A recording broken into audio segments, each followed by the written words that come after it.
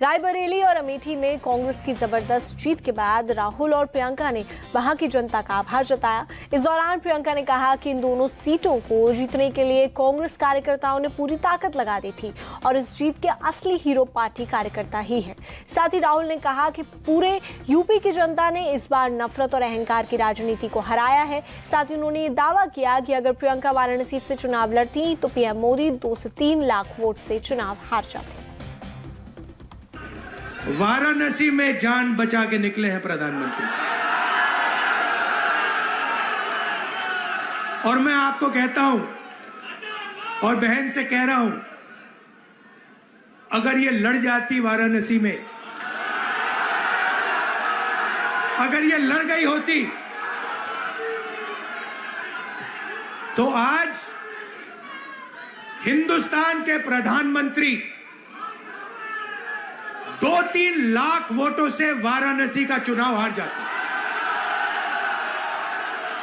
मैं ये बात अहंकार से नहीं कह रहा हूं, मैं ये इसलिए कह रहा हूं क्योंकि हिंदुस्तान के प्रधानमंत्री को हिंदुस्तान की जनता ने मैसेज दिया है, ये आपकी जो राजनीति है हमें अच्छी नहीं लगी, हम इसके खिलाफ हैं, हम नफरत के खिलाफ हैं, हम हिंसा के खिलाफ हैं, हम मोहब्बत का देश चाहते हैं, हम प्रगति चाहते हैं, हम बेरोजगारी के खिलाफ हैं।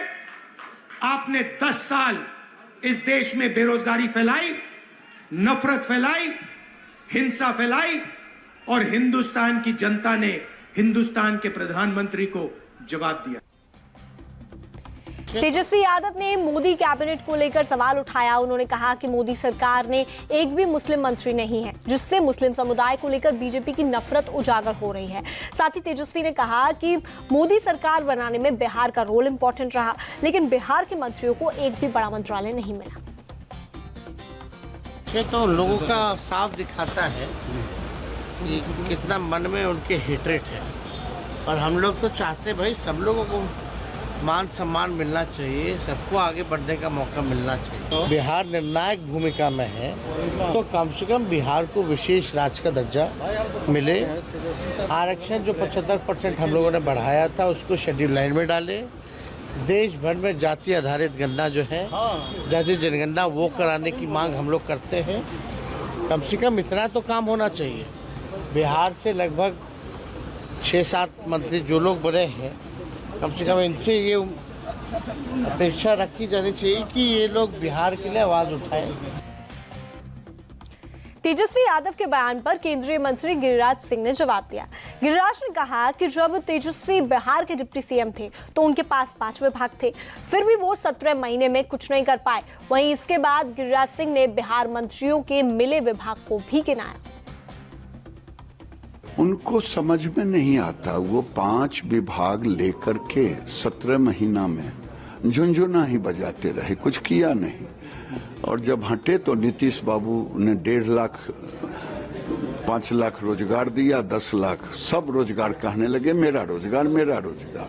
इसलिए वो झुनझुना बजाते रहे और राज्य की जनता ने उन्हें झुनझुना ही थमा दिया है, तो वो झुनझुना बजावे। बिहार में एग्रीकल्चर विथ लाइव स्टॉक की इकोनॉमी है। ललन बाबू को पंचायती राज मंत्रालय दिया गया है, रामनाथ ठाकुर को एग्रीकल्चर दिया गया है, हमें वस्त्र मंत्रालय दिया गया है। मुजफ्फरपुर में वो जाके देखें क्या रोजगार वस्त्र मंत्रालय देते। अगर उनको देखना है, नित्यानंद राय हैं, गड़बड़ करेंगे तो कानूनन भी ठीक करेंगे। कई और लोग हैं, मैं तो अभी आधा बताया हूं, उनके समझ से बाहर है।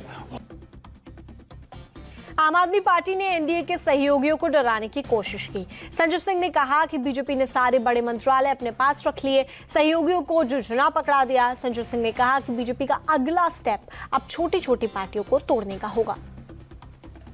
एनडीए के घटक दलों को ना तो गृह मिला, ना रक्षा मिला, ना वित्त मिला, ना विदेश मिला, ना वाणिज्य मिला, ना रेल मिला, ना सड़क मिला, ना कृषि मिला, ना शिक्षा मिला, ना स्वास्थ्य मिला, न दूरसंचार मिला, खाली हाथ में झुंझुना मंत्रालय मिला, झुंझुना मंत्रालय।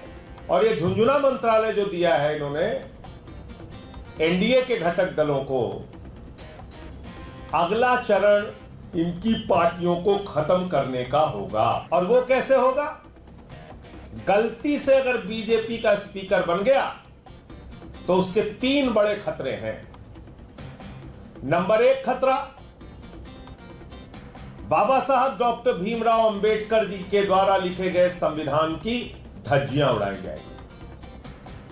नंबर 2 खतरा, एनडीए के घटक दलों को, टीडीपी को, जेडीयू को, जेडीएस को, आरएलडी को, चिराग पासवान जी की पार्टी को, इन सारी जो छोटी छोटी पार्टियां हैं, छोटी से लेके बड़ी तक की पार्टियां हैं, पवन कल्याण जी की पार्टी है, इन सारी पार्टियों को तोड़ तोड़ के बीजेपी के साथ मिलाया जाएगा। उद्धव ठाकरे के प्रवक्ता संजय राउत ने भी किसी मुस्लिम को मंत्री नहीं बनाने पर सवाल उठाया। संजय राउत ने कहा कि क्या नीतीश कुमार और चंद्रबाबू नायडू को यह बात कबूल है। संजय राउत ने यह भी कहा कि बीजेपी ने सहयोगियों को झुंझुना पकड़ा दिया है, जबकि मोदी सरकार सहयोगियों की बैसाखी पर ही टिकी हुई है। नीतीश कुमार और चंद्रबाबू को क्या मिला है? नीतीश कुमार और चंद्रबाबू को और चिराग पासवान को क्या मिला है? और मांझी को भी ऐसा कौन सा बड़ा मंत्रालय मिला है? ना नीतीश कुमार जी को बड़ा मंत्रालय मिला है उनके पार्टी को, और ना चंद्रबाबू को बड़ा मंत्रालय। रेलवे मांगते थे, लोकसभा का स्पीकर मांग रहे थे, कोई बोल रहा है अब फाइनेंस मिनिस्ट्री मांग रहे। क्या मिला क्या? आप देखिए ना, आप मुझे बताइए उनके पोर्टफोलियो क्या है। मोदी जी को लगता है कि देश के मुसलमानों ने उनको वोट नहीं किया है, इसलिए मुसलमानों को मंत्री नहीं बनाया। लेकिन ये हमारे संविधान के खिलाफ है। जो हम बोलते हैं ना कि संविधान के खिलाफ ये सरकार काम करेगी, जात धर्म के आधार पर काम करेगी। प्रधानमंत्री सभी जात धर्म का होता है, किसी एक जाति धर्म का नहीं होता है। अब हम सवाल करेंगे नीतीश कुमार जी और चंद्रबाबू से कि आपको ये मंजूर है? मुझे लगता है कि अगर नरेंद्र मोदी ने नहीं बनाया है किसी मुस्लिम को प्रधानमंत्री, तो चंद्रबाबू और नीतीश कुमार ने उनके कोटे से बनाना चाहिए। वहीं विपक्ष के नेताओं के बयान पर food processing minister Chirag Paswan ने जवाब दिया। उन्होंने कहा कि मंत्रालय कोई भी हो, मंत्री अपनी पूरी क्षमता से, पूरी कैपेबिलिटी से काम करते हैं। चिराग ने कहा कि अगर नेता के पास विजन होता है तो मंत्रालय कोई भी हो, देश का भला होता है। जो लोग ये कहते हैं शायद वो लोग नेतृत्व क्षमता नहीं रखते। मैंने हमेशा इस बात को कहा है कि कोई मंत्रालय की वजह से नहीं, उसको संभाल कौन रहा है, वो मंत्री कौन है, कैसा है, उनका सोच, उनकी विजन। कोई सरकार भी चलती है, कोई देश भी चलता है, तो नेतृत्वकर्ता की एक बड़ी जिम्मेदारी होती है। ऐसे में एनडीए गठबंधन के तमाम सहयोगियों को जो भी जिम्मेदारी दी गई है, मुझे लगता है उसको पूरी ईमानदारी से निभाकर अपने विभाग की उपलब्धियां जब जनता के सामने हम लोगों के द्वारा रखी जाएंगी, तो जो इस उम्मीद के साथ तंज कसने का प्रयास कर रहे हैं उनको अपने आप जवाब मिले।